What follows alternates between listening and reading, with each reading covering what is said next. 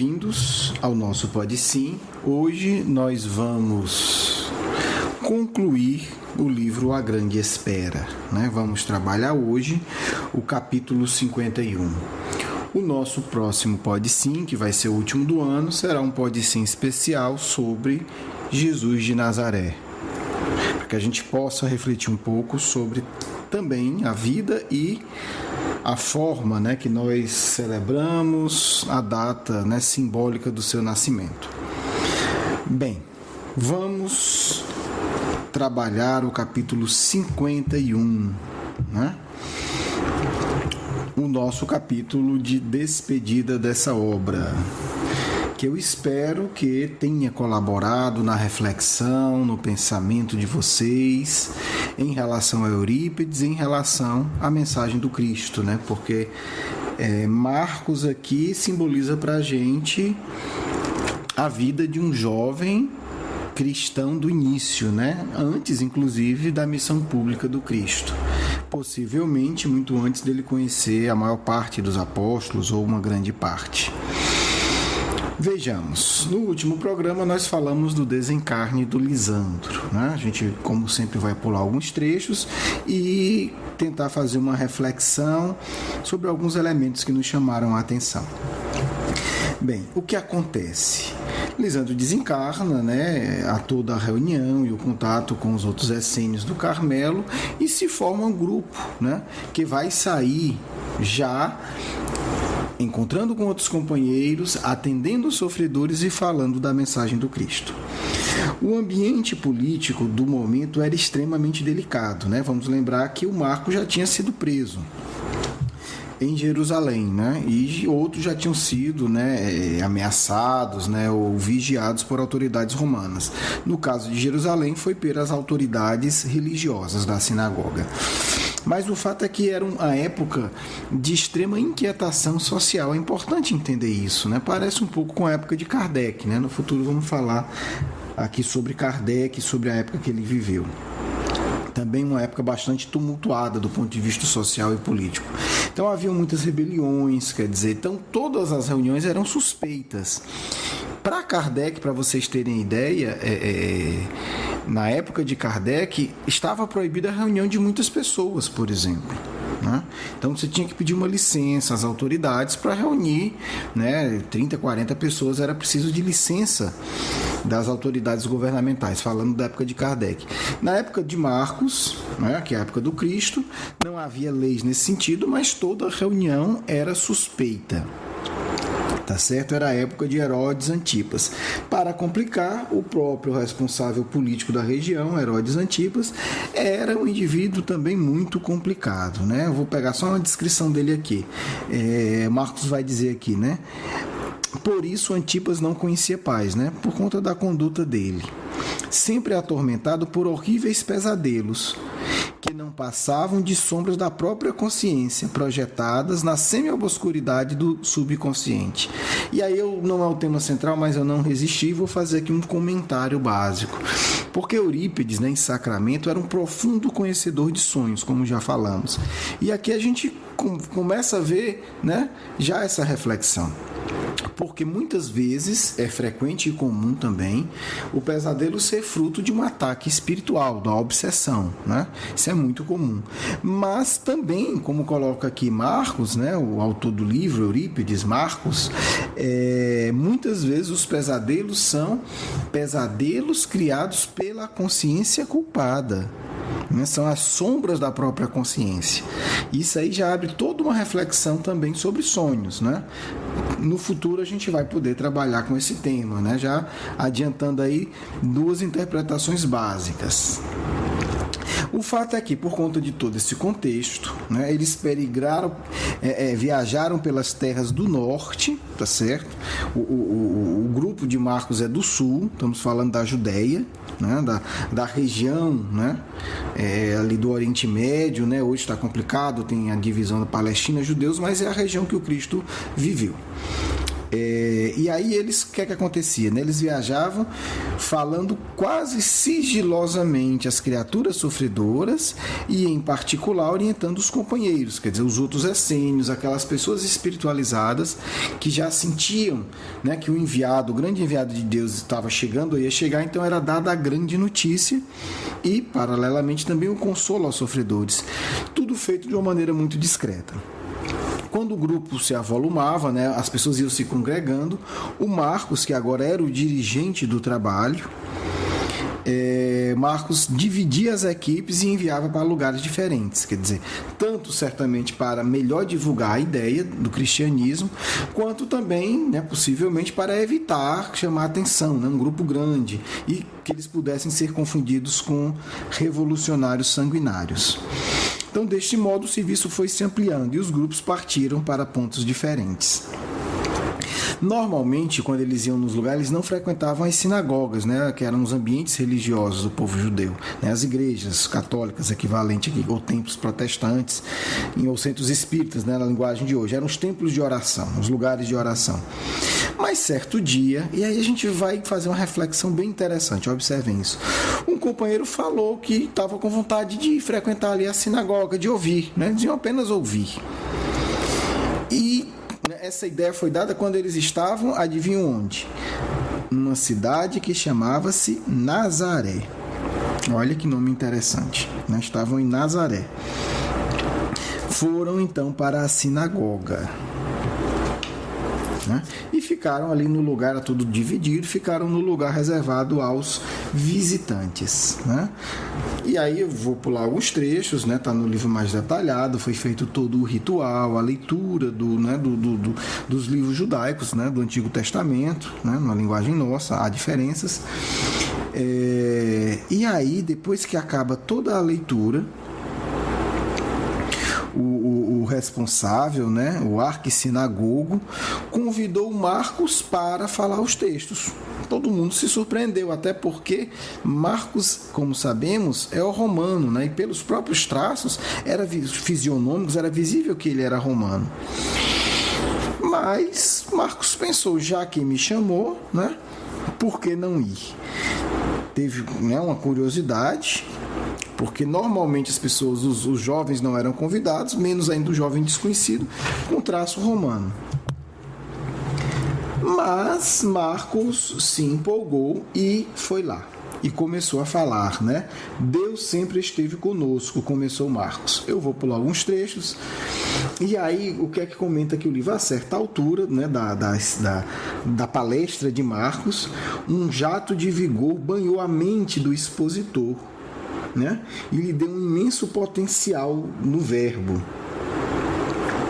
quando ele evocava o profeta Isaías, né? E aí ele diz, vou ler aqui esse trecho: eis que os anjos do Senhor falam pela boca de seus intérpretes, né? Anunciando as grandes coisas ao povo de Israel. Preciso dizer que Isaías, né, também conhecido como profeta da misericórdia, foi o profeta que mais falou da vinda do Cristo, bem antes, né? Vários séculos antes. É a palavra da consolação, ungido de esperanças, a gente desarvoradas de Sião, né? Sião aqui é também o nome de Jerusalém, também um outro nome para o povo judeu, né? É o cântico da sublimação, vertendo a água pura das verdades eternas, que hão de lavar a iniquidade dos corações. Os espíritos mais enrijecidos na forja da maldade se abrandarão, enquanto a glória de Deus se manifestará em toda a terra de Judá, e todos compreenderão que dele, né, do enviado, do Cristo, descem todas as luzes clarificadoras dos caminhos humanos em todos os tempos. Porque o homem é a erva que seca depois de deitar flores. Seca-se a erva e caem as flores, soprando nelas o hálito do Criador, e o homem volta à vida, no ciclo abençoado da renovação, né? Olha aí Marcos falando da reencarnação. E aí ele vai falar de tudo isso. Enquanto ele fala, Josafá observa, começa a sentir algo estranho, né? Aquele sentimento de algo vai dar errado. E aí ele reconhece, né? Porque era dividido homens e mulheres, lá no grupo das mulheres né, o rosto colérico de Lídia. Lídia é aquela mulher que o jovem Marcos, né, cuidou, né, que gerou toda a doença no povoado, né, que uma das filhas dela morreu, né, porque ela não obedeceu às orientações do Marcos. Na época ele era adolescente, agora Marcos já é um jovem. E aí, mais ainda, o coração de Josafá fica apreensivo. Marcos continua, e eu vou ler mais um trecho rápido. Né? Ele fala da grandeza do Cristo, da grandeza do enviado, e depois ele retoma: mas, pobre Jerusalém, ai de ti, levarás o cordeiro à imolação vergonhosa, porque tens duro coração. De palavras fortes, quer dizer, Marcos já compreendia que o Cristo não seria aceito pelos judeus, né? Ai de ti, porque sempre terás ouvidos fechados à palavra sublime do Salvador, como tiveste para os profetas, né? O que ele tinha já falado lá no templo. Quanto a ti, Israel, caberá a triste tarefa de conduzir ao sacrifício a voz dos anunciadores de novos caminhos, que prepararão os corações para o Salvador, que ele está falando até dele, sem saber, né? Vamos um pouco em frente. E ele continua: mal sabes que o enviado já veio, né? Falando do Cristo, e já anunciou a grande jornada de preparação. Quer dizer, olha, Marcos fala de preparação, não está falando que o Cristo vem e vai fazer mágica, não. Não podes vê-lo entre a multidão, porque ele se esconde no ensolamento abençoado do deserto, onde é procurado por corações desejosos de renovar o seu roteiro. Quer dizer, a maioria não reconhecerá o Cristo, ele está dizendo isso. Não podes reconhecê-lo dentre os que te falam das esperanças eternas de Deus. Aí ele continua: já está próximo o dia em que a voz se calará sem ocupar a cadeira vazia que lhe pertence por direitos divinos. Quer dizer, porque no templo já havia uma cadeira vazia esperando o enviado, né? O Cristo e Marcos aí são jovens, e Marcos já está anunciando que ele virá, será condenado, e eles continuarão com a cadeira vazia, que é a cadeira dele, do próprio Cristo, mas ele não será reconhecido. E aí continua Marcos: desperta Israel para a grande realidade, porque já se contam pelos dedos das mãos anos que te separam da grande luz. Quer dizer, Marcos anunciando. A essa altura, o arquissinagogo levanta-se e abandona o recinto, que foi acompanhado pelos demais. O que significava, né, na tradição judaica, que eles já saíram para pensar a punição que Marcos teria, né, pelo que ele falou. E aí fica aquele clima, né? Marcos conclui a exposição e de lá ele já é levado para a presença daquele homem, né, para um tribunal. São 7 homens de cara severa, né, que representava algo semelhante no Sinédrio. Marcos conservara a postura habitual. Ele compreendera que seu destino estava selado. Aqueles olhares frios, habituados à indiferença no cumprimento da lei, diziam tudo. Sereno e digno, o moço ficou à frente dos magistrados. Uma voz do grupo anunciou a sentença: receberá os 40 açoites. E aí Marcos ficou em silêncio, porque viu que de nada adiantava falar. O sumo sacerdote, depois de falar que Marcos estava calado porque sabia que era culpado, continuou. O sumo sacerdote, né, do templo de Jerusalém já tinha dirigido a essa casa um aviso recomendando que tivéssemos cuidado contigo e que em caso de reincidência te puníssemos. Sabíamos que mais dia menos dia tu cairia em nossas mãos, pois há muito já fomos avisados. Olha aí, né? E aí a gente entende o que aconteceu. Foi uma armadilha. Foi uma armadilha. Foi uma armadilha. E aí a gente se pergunta, mas por que os espíritos superiores deixaram Marcos cair nessa armadilha? Né? A pergunta que a gente faz, mas por que acontece? E aí a gente vai fazer uma reflexão difícil, mas verdadeira. Muitas vezes Deus usa até os maus para fazer o bem. Marcos estava destinado ao testemunho. Por isso que durante a palestra, inclusive, ele foi inspirado a falar a verdade. E aí, num olhar superficial, a gente diria, mas então Marcos foi vítima, né? Foi vítima dos maus, caiu na cilada. Nós podemos dizer hoje que não. Que era necessário o testemunho de Marcos. Por isso não houve uma intervenção ante a cilada dos maus. Olha como é diferente. É como no nosso caso. A gente precisa, no nosso caso, diante da lei de Deus, né? Nós não somos Marcos, né? Nem perto, não vamos viajar demais. Mas a gente tem que passar por uma prova. De repente alguém com intenção má nos ataca. Se nós precisamos passar pelaquela prova, a lei de Deus permite que aquele ataque aconteça. Mas se o mal não fizesse, aconteceria de outra forma, né? Vamos pegar um exemplo bem banal. Alguém quer nos agredir fisicamente. Nós não fizemos nada de errado, essa pessoa vem e nos agride. Precisávamos passar por essa situação. Mas se a pessoa não agredisse, poderia acontecer um acidente, algo relativamente equivalente. No caso de Marcos, né, pelo que tudo indica, é um testemunho mesmo. Ele optou por esse testemunho.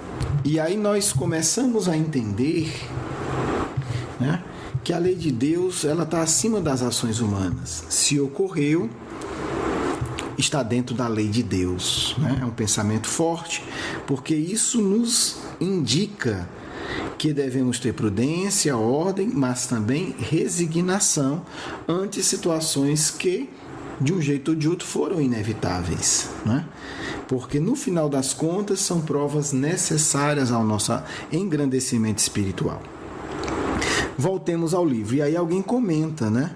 Mas esse jovem parece romano. E nesse caso poderemos ter complicações, né? Alguém da sinagoga. Porque como romano ele estaria primeiro submetido a Roma e não aos judeus. Mas o arquissinagogo responde: tudo está previsto, faremos cumprir a lei, né? Que manda que dê morte secreta aos transgressores dos arcanos. Quer dizer, já estava tudo planejado, um tipo de sentença que indica morte secreta. Então, eles não teriam nem que falar para Roma que estavam punindo um cidadão romano. Além de tudo, concluiu ele, acabamos de receber a denúncia de uma pobre mulher de nome Lídia, cuja filha foi morta por esse acusado, no sul da Judéia. Olha aí a trama. A trama do sumo sacerdote se soma à trama da miserável Lídia, né? Que vai lá também denunciá-lo. Quer dizer, há uma trama maior que se soma a uma trama menor. E aí o que acontece? Vamos ver como é que Marcos recebe essa notícia, que ele será morto secretamente. No recolhimento humilde do coração, o jovem evocava as ocorrências da excursão, toda a pontilhada de acontecimentos inesquecíveis. A impressão que dá é que nesse momento Marcos começa a ter o que a gente chama de lembrança da morte, né? Só que normalmente quando acontece, a gente é como se a gente fala, a vida passa de uma vez. Pra gente, né? Para quem tem um coração mais educado, ele foi relembrando tudo o que aconteceu nos últimos anos, né? Desde o desencarne de Lisandro até aquele momento. Né? Cidade por cidade. Aí a gente vê a diferença do coração equilibrado, né? Não se preocupou em defender, não ficou se culpando, não devia ter falado, foi a trama deles. Ele se vincula às suas lembranças. E aí o coração de Marcos rejubilava-se a cada triunfo que ele lembrava, né? Porque eram triunfos feitos em nome da grande estrela. E aí o moço estava já absorto nas evocações queridas quando lhe tocaram brutalmente o ombro, né? Quer dizer, devem ter dado uma pancada, um murro, né? Disseram tudo resolvido, ficará aqui aguardando até amanhã, né? Ao relento, amarrado aos açoites. né? Vigiado, obviamente, por 2 homens que guardavam o templo. O fato é que esse acontecimento não abalou Marcos, mas abalou uma parte dos essênios que estavam com ele, né? Porque até ali, né, e aí ficou essa reflexão, para eles, a vida aparecera sempre como, né, algo extremamente tranquilo. Viviam no seu recanto, eram respeitados pelas autoridades, né, das sinagogas, os essênios sempre foram respeitados, eram amados pelas massas sofredoras que vinham ali, né, buscar ajuda. Mas agora, com a grande estrela, o testemunho seria muito mais alto, porque eles não tinham se dado conta disso, né? Que o início da renovação da terra se daria pelo sacrifício dos seguidores do Cristo. E aí disso começou a vir, né, os medos. O que aconteceria com eles, o que seria o futuro, né? Principalmente o pessoal do norte. Aí tem que fazer essa diferença. Os grupamentos essênicos do sul, né, entre eles o liderado por Lisandro, né, e depois por Marcos, eles não tinham famílias. Os do norte eram casados e tinham filhos, e isso aumentava muito o temor deles, né? O que é que ia acontecer com eles, né? Será que eles seriam próximos a serem mortos, e etc, etc. Deveriam ficar ali, não deveriam voltar para as famílias? Josafá e os companheiros sulinos não escondiam o íntimo desapontamento. No justo momento em que os grupos deviam estar mais coesos, é que alguns corações se mostravam surpreendente covardia. E aí estamos falando agora do ambiente do grupo. E aí Joel, que a gente já falou dele, desde a época, né, que está com Marcos já há um certo tempo, e Josafá, tem uma sublime inspiração, né? E aí ele começa a conversar com os companheiros. Será deste modo, né? Quer dizer, o testemunho será necessário até que os instrumentos da dor venham destruir as ervas daninhas que dominam parasitariamente as plantas nascidas no chão do trabalho pelo suor de alguns, no correr dos séculos, quer dizer. Será necessário um testemunho de muitos séculos, não tem como ser diferente. Esta compreensão é indispensável. Nós nos tornamos espíritas, com 2 semanas a gente quer que os espíritos resolvam tudo. Quando os cristãos verdadeiros começam já há 2000 anos atrás a entender, será e é necessário o testemunho da dor para que a gente nos purifique intimamente, para que a gente amadureça. Espiritismo não é busca de satisfação imediata. Cristianismo verdadeiro não é busca de vantagens imediatas. É isso que o Joel está dizendo para a parte dos companheiros que começavam a vacilar, né? E aí eu vou ler só mais alguns trechos. Caminheiros da nova ordem, sigamos iluminando nossos passos com a esperança que vai nos sustentar a jornada. Não nos desesperemos em face da incompreensão, que nos pode roubar o valoroso Marcos. A ideia compungiu os corações, mas novo alento começava a fortalecê-los ante aquelas palavras. Sabiam que o companheiro não os abandonaria. Ficaria apenas em sua roupagem carnal, porque eles acreditavam já na sobrevivência do espírito. Prosseguir na luta, trabalhar pelo ideal, eis a suprema obrigação, porque jamais estariam desamparados. E aí, amigos e amigas, me desculpem, esse ponto é indispensável para a gente. Espiritismo não é fábrica de felicidade imediata. Não é busca de fantasia ilusória. Estamos no mundo como cristãos e espíritas para testemunhar, para nos purificar nas provas, para nos tornar forte. E quem vai nos sustentar é o que sustentou Joel e os amigos. É a esperança, é a convicção da imortalidade, é a certeza do amor de Deus. Não faltará amparo jamais, mas amparo não quer dizer ser tratado como recém-nascido no bercinho confortável. Está na hora de passarmos essa fase. Quem ainda se coloca assim está com 2000 anos de atraso, né? E vai ficar mais outros tantos milênios.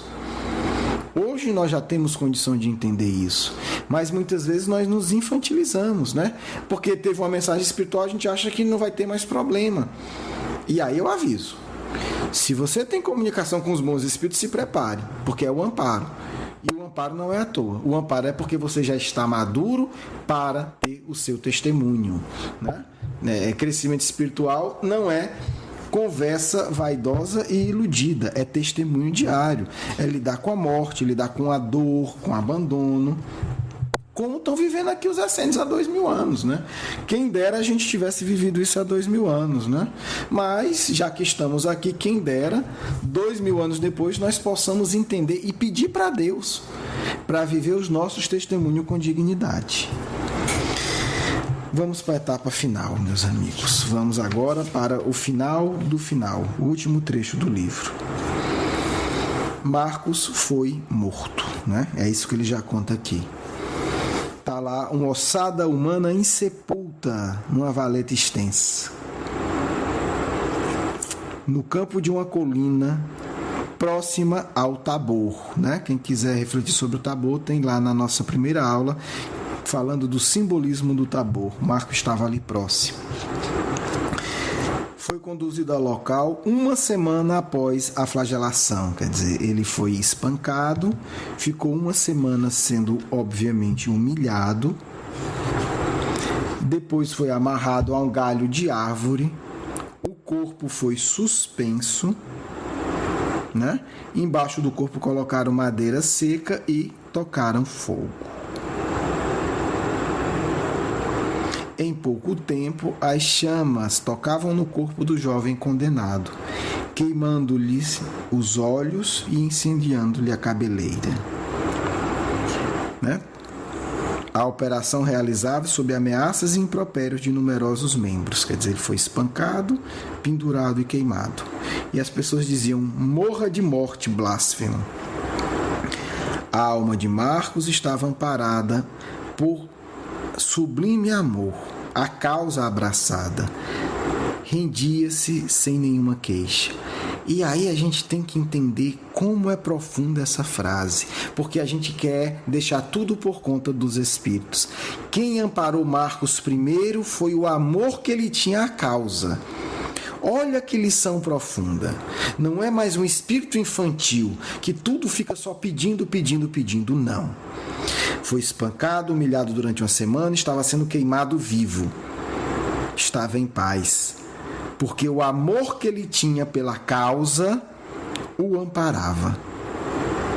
E aí o povo vendo aquilo diz: por que não lamentas, infeliz?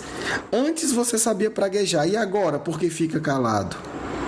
Marcos nem ouviu os insultos, porque ouvia um coro angélico que envolveu com vibrações dulcíssimas.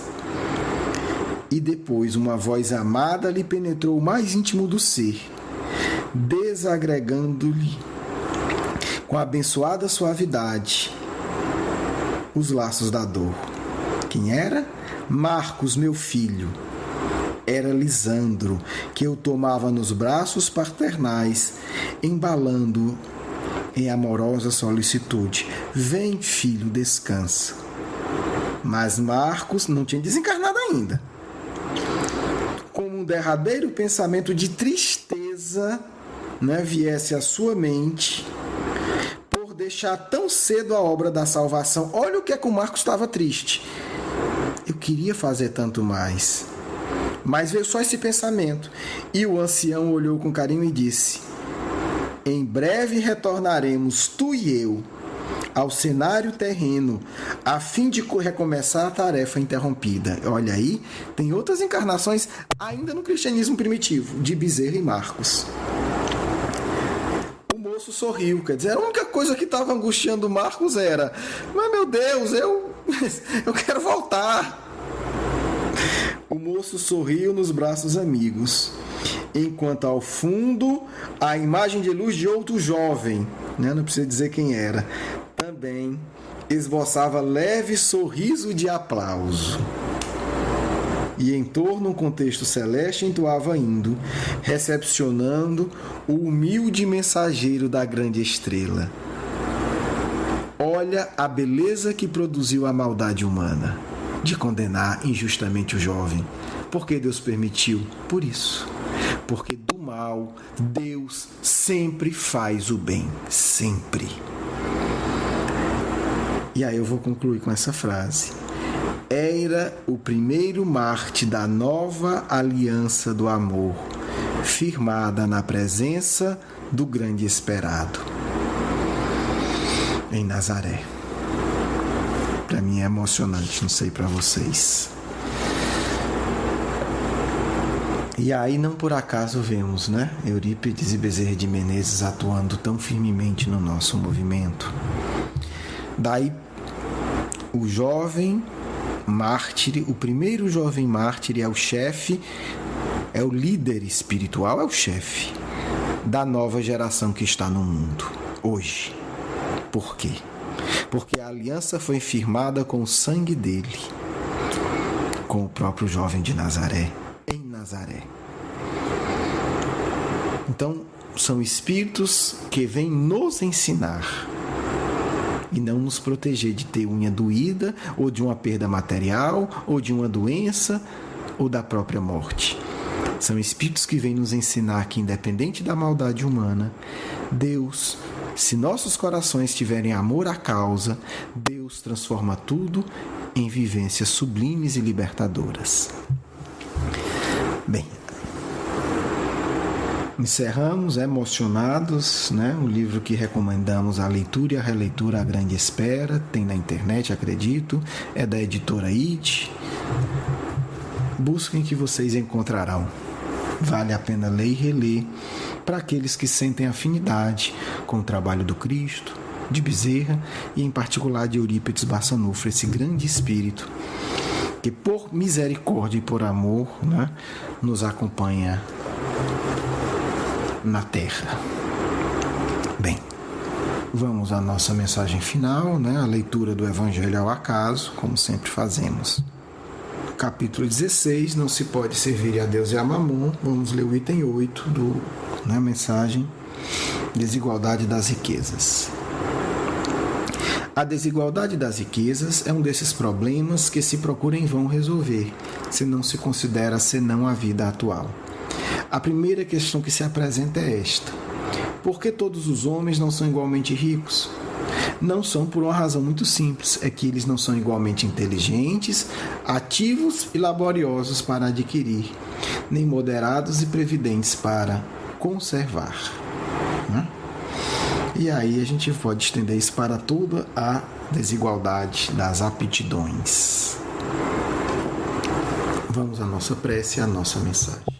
Pai de amor e bondade, que o teu amor infinito toque os nossos corações, nos ensinando, nos apoiando e nos amparando nesse instante, com a tua proteção e com a tua paz, para que em teu nome possamos concluir o estudo dessa obra com a mensagem dos amigos espirituais. Meus filhos, que a luz do Cristo nos sirva sempre de motivação suprema para os testemunhos necessários aos nossos próprios espíritos, que ainda longe estão de poderem se integrar de maneira plena com o amor divino. A dor é apenas a preparação transitória e breve para a felicidade constante e eterna que conquista aquele que aprende a obedecer às leis do Senhor do Universo. Não devemos temer a morte, a perda aparente, a quebra das ilusões da vaidade, porque tudo isso são obstáculos necessários a serem superados para que possamos, de maneira ampla e plena, sentir a divindade de Deus em nossos corações. O Cristo é o mestre sincero e de amizade inquebrantável, que busca todos os corações que desejam aliar-se ao dele na transformação da humanidade. A nova geração, digo, estais no mundo para um trabalho sério e sereno. Jovem, estais no mundo um testemunho pleno do amor de Deus através de vosso sacrifício. A abnegação, disciplina íntima e coragem são requisitos indispensáveis para todos aqueles que desejam alçar os corações às regiões iluminadas daqueles que já se sentem verdadeiros filhos do Criador infinito. Meus filhos, começai cedo os vossos labores, estudai e agi sempre desassombradamente sobre a pauta do bem. Que o mundo não vos entenda é a prova necessária. Daí sairão as vossas luzes mais sublimes, da compreensão daquele que vos caluniam. No momento do testemunho e das acusações, lembrai-vos de sintonizar com o amor maior, com o sentido mais profundo da vida, com o único ser capaz de dar sentido a todo o universo infinito, Deus, o nosso Criador. Continuamos sempre, desde a época da Galileia, e a cada passo nos surpreende o amor e o poder de Jesus de Nazaré. Os homens vãos não o entendem, os homens inteligentes não sentem. Apenas aqueles que unirem a uma vida equilibrada a abnegação poderão sentir a luz dulcificante do Mestre de todos nós. Jovem, atentai, sintonizai com a causa da grande estrela, para que vossas dores não vos surpreendam na indisciplina dos que não amam, mas para que sejam apenas impulsos positivos da alteração da vossa própria vibração espiritual. Estaremos juntos, trabalharemos sempre, em nome de Eurípides Barçanufo, que me envia hoje para vos dizer: somos um só grupo, somos um só pensamento, seremos uma só ação, unidos pelos laços fluídicos do amor e do desejo de servir ao Cristo. Um amigo essênio, Joel.